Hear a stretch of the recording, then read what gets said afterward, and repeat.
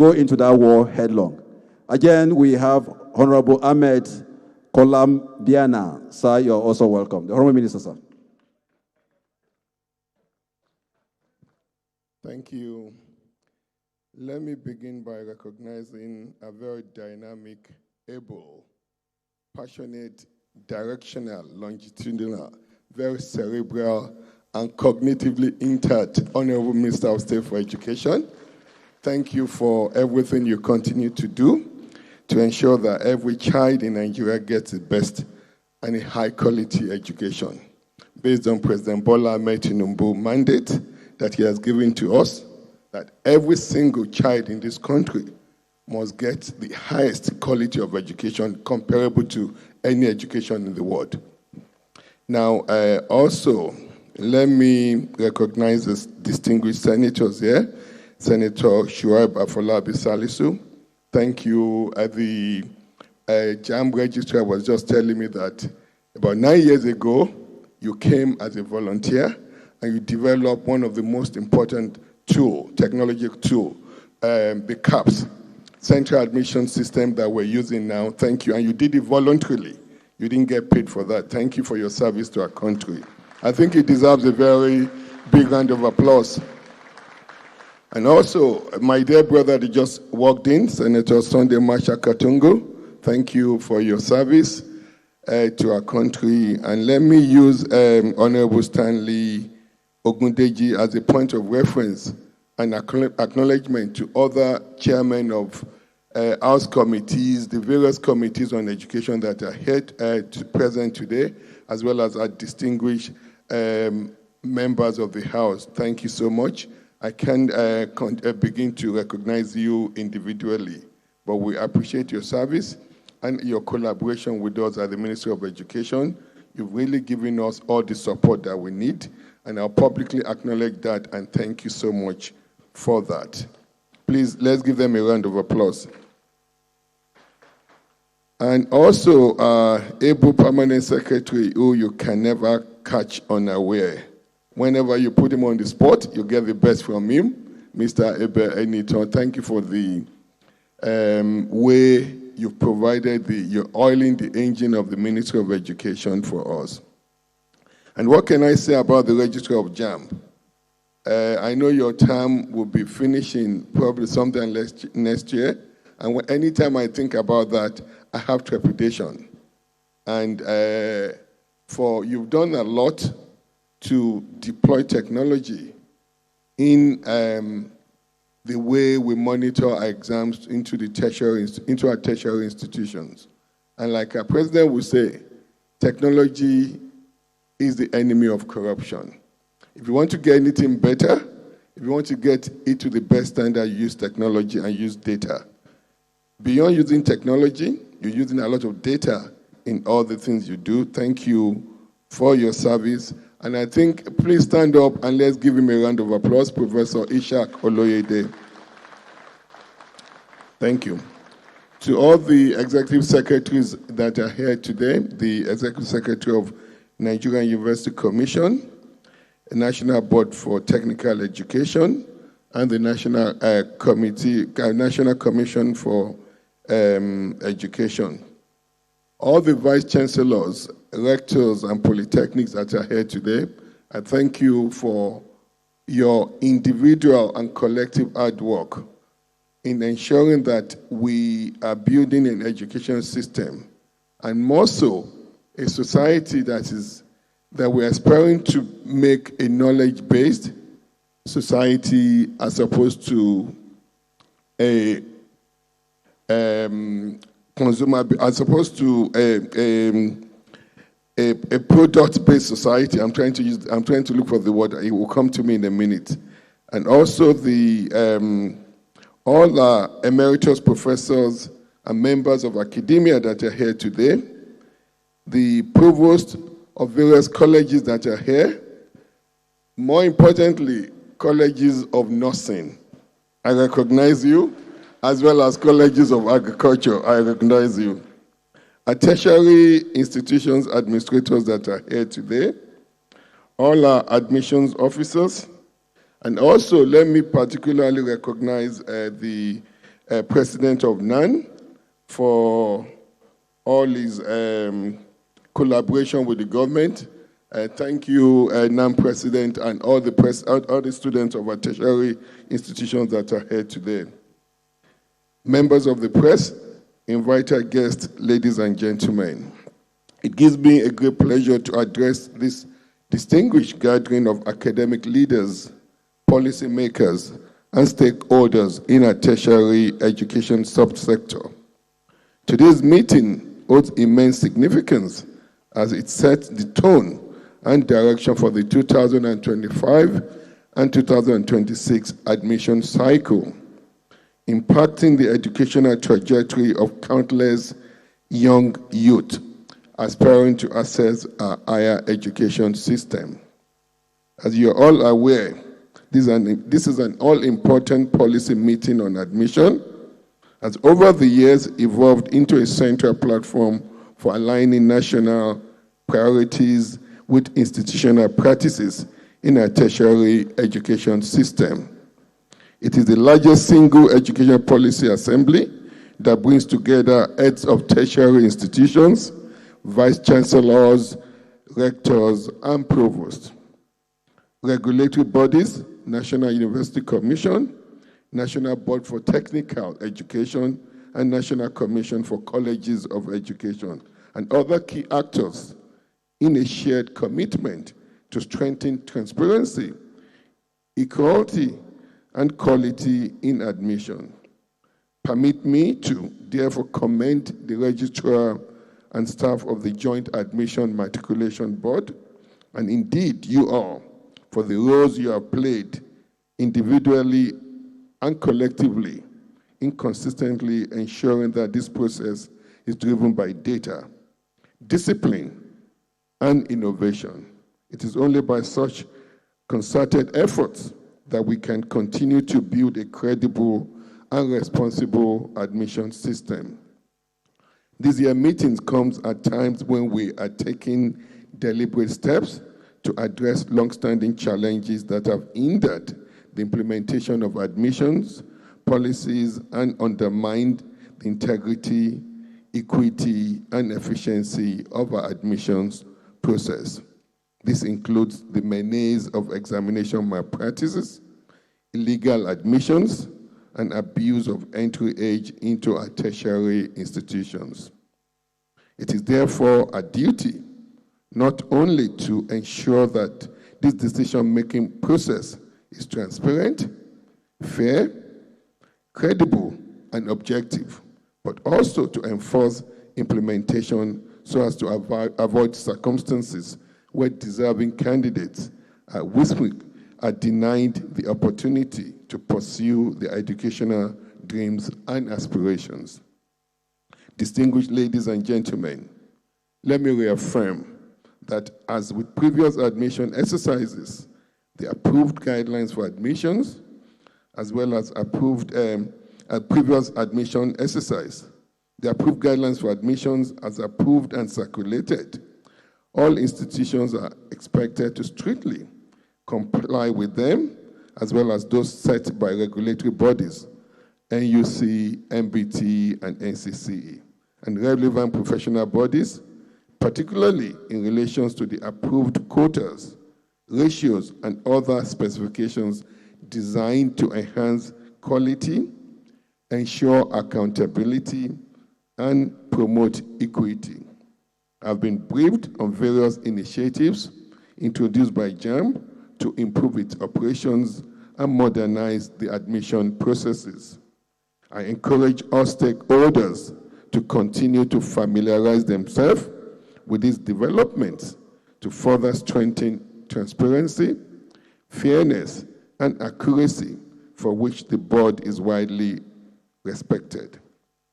As you are aware, the responsibility for initiating the admissions of candidates lie with the Senate or the respective academic boards of each institution.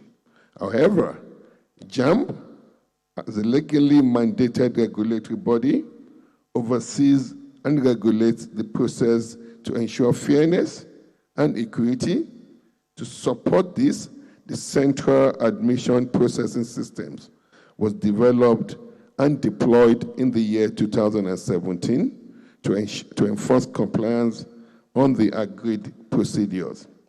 I've been briefed on the workings of CAPS as an automation devoid of human interference, which has eliminated administrative bottlenecks.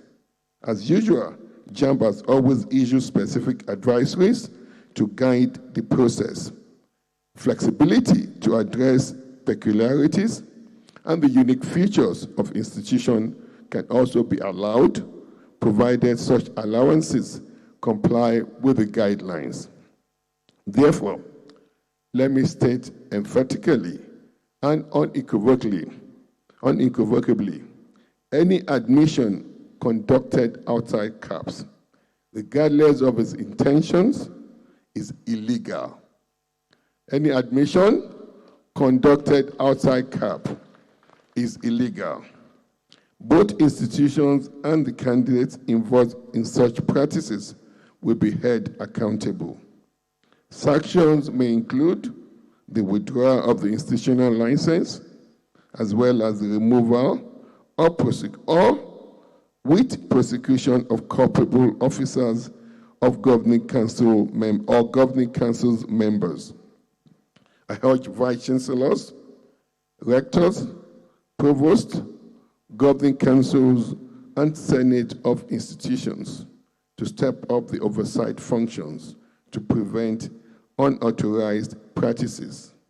The ministry, in collaboration with JAMB, will monitor compliance closely and take necessary actions.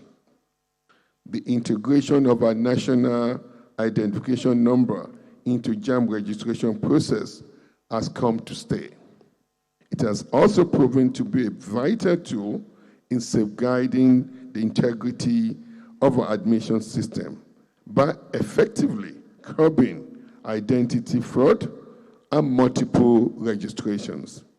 Moving forward, the ministry will continue to support this policy as a cornerstone of transparency and accountability in the education sector.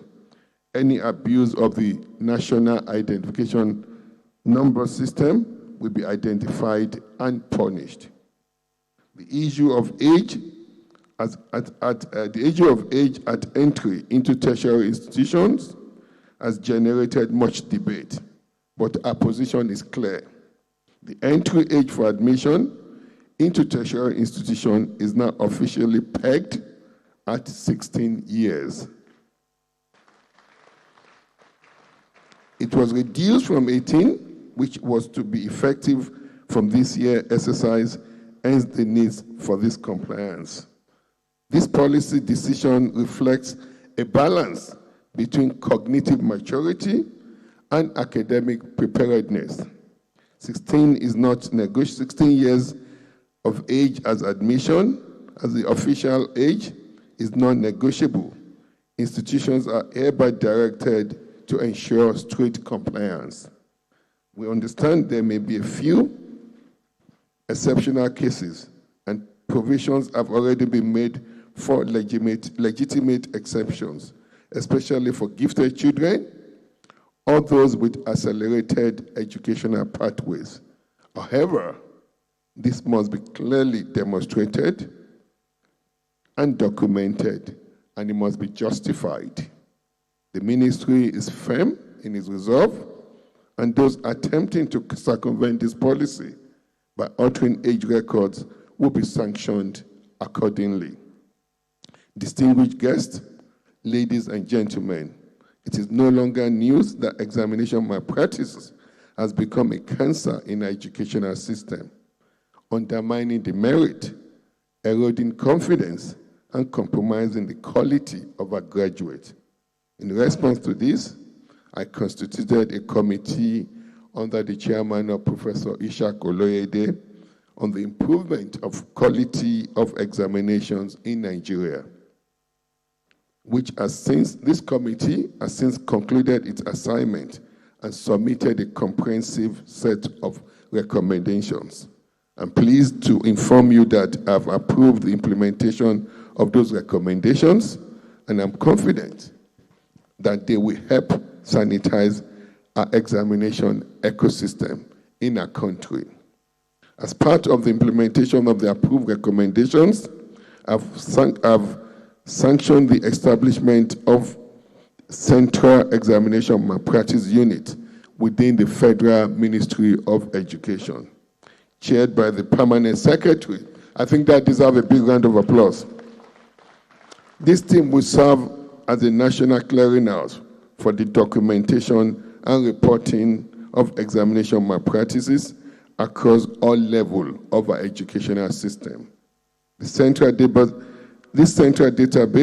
will be available to all institutions and regulatory bodies in the country. It is our hope that this will effectively reduce the tendency to engage in examination malpractice on the side of the candidates, as the team would ensure that examination malpractices are appropriately tried under the Exam Malpractices Act, which provides strict sanctions even for underage children. We're supporting WAEC and NECO to adopt computer-based testing mode for their examination to curb examination malpractice. And that informed why why the Oloyedele Committee was set up, and all recommendations were made and accepted for implementation. I therefore want to urge all our tertiary institutions to adopt a zero-tolerance stance against examination malpractice. Some of the discoveries made in recent months, involving even senior officials in the educational sector, are nothing short of disgraceful. The time for rhetoric is over. We must now act decisively. Now, with expansion of access to our tertiary institutions, I've asked for some slides to be projected. Can you please project those slides? In line with President Bola Ahmed Tinubu's renewed hope agenda, we have taken deliberate steps to expand access to tertiary education, especially in critical sectors such as medicine, nursing, pharmacy. Data from JAMB, as indicated on the projected slide, explain this more. If you look at those three sections of those slides, you have the first section, medicine, pharmacy, and health sciences. You have agriculture and education. Let's focus on the year 2024. The quota available was 114,000. You have total initial applications for medicine, pharmacy, and health sciences. Number of people admitted, if you see, compared to the total number of people that applied, the number admitted was just about 15%. Now, go to agriculture. We have less people applying than we're admitting. Go to education, the same pattern. We have to start using data in planning. But more worrisome, if you go to the next slide, go to the other slide. Yes. The other slide, okay. This other slide, the same thing with social sciences. But more worrisome here, if you look at the quota of all the courses, medicine, pharmacy, health sciences, sciences, social sciences, education, come down. Look at the quota and look at the admission. There's a wide gap between the quotas that are available and the number of students that we're admitting. So as policymakers here, we need to address that. We have capacity, but we're not admitting enough students. We have capacity and we're not admitting enough students. So I'm imploring you as a universities, as a tertiary institutions administrators and policymakers, we need to dive down into this. We need to use data to see why we have this gap between quota I'm not even talking about the number of people applying now, the quota available, and the numbers admitted. And it's the same in every single faculty. The same thing with engineering, administration, and arts and humanities. Available quota supersedes law. Available quota supersedes, it's higher than the number of students being admitted. So we need to start closing the gap. If we start meeting the gap of the quota, we'll be able to provide more access to our children. They need the opportunities to go to school. Now, this slide is deliberately directed at our legislators. We're opening institutions across the country. These institutions are not needed. They're not going to provide any more access to us. It's only going to dilute the quality of education that we're giving our citizens. So I'm sending clear message using this podium, national podium, to tell our legislators, please, you don't need to open tertiary institutions in all your words. Let's expand the capacity of what we have now. Opening these institutions are undermining the openings of these institutions. They are all undermining the quality of education we're providing in this country. And I'll explain this with this data. Go back, please. I need that data. I need to expatiate on that. Now, this 2025 subscription, and I'll say the numbers of people that applied. I have to commend University of Ilorin. University of Ilorin has the highest number of students applying to come to your university. You must be doing something right. University of Ilorin topped this table. 49,000 students applied this current year to go to University of Ilorin. But look at this, we've broken it down. Universities that got 40,000 and above, 10. No polytechnic got that. But let's just focus on the university for purposes of a discussion. 1,000 to 5,000, 45. But go to 0 to 49. There were over 50 schools. Only one student applied to go. We have 121 universities with less than 50 students applying this current JAM to attend. So our problem today is not about access. It's about how do we align what we have, how do we build capacity. Today, this 2025, could you move up a little bit on the slide, please? 121 universities scattered all across our nation. Less than 50 students applied to study at any of those universities. The same thing for polytechnics. The same thing for colleges of education. That explained why we've quickly placed moratorium on establishment of new private universities, moratorium on establishment of new monotechnics and polytechnics, and moratorium on establishment of colleges of education. So as policymakers and administrators of a tertiary education system, I implore you and I challenge you to come up with comprehensive ways on how we can increase capacity. I know today we'll be discussing the cutoff mark. I know that our citizens would have to attend any of our institutions. We also need to be considerate of the fact that as we provide access, we also must not compromise quality. So, as part of this commitment with support of Tertiary Education Trust Fund, We have launched a major intervention targeted at strengthening the capacity of our medical training institutions.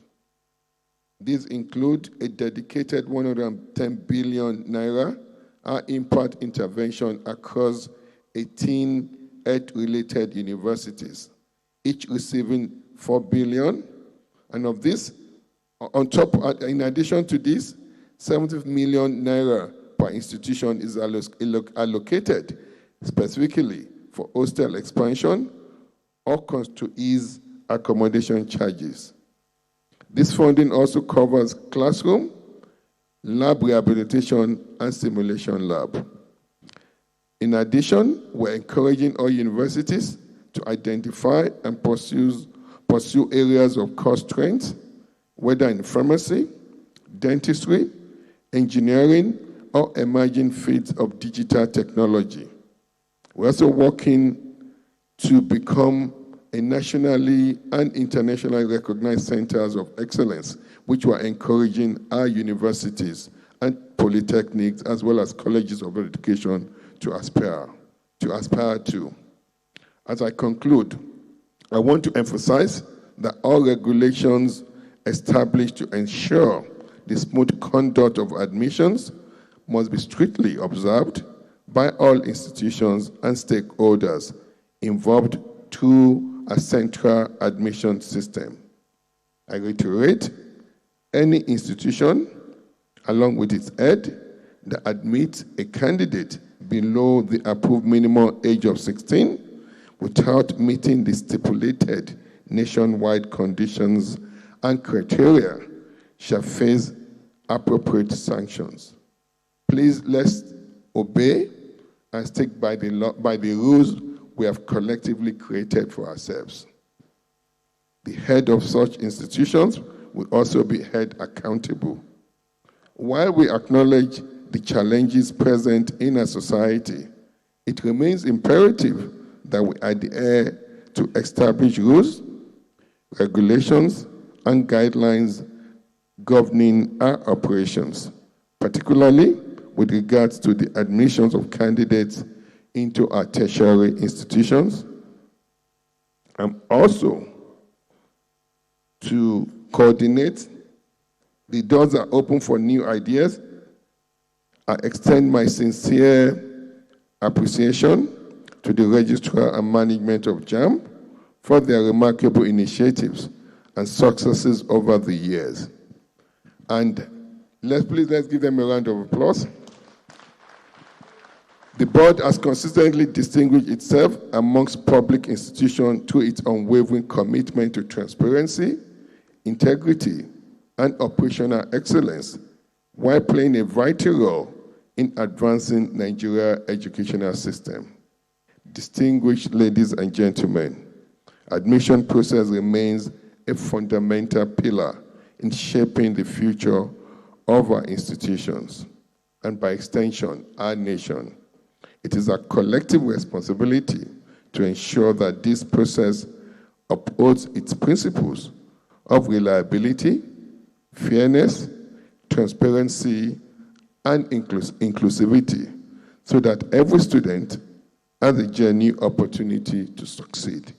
On this note, I declare the 2025 policy meeting on admission to tertiary institutions in Nigeria open, and wish us all a productive and forward-looking deliberation.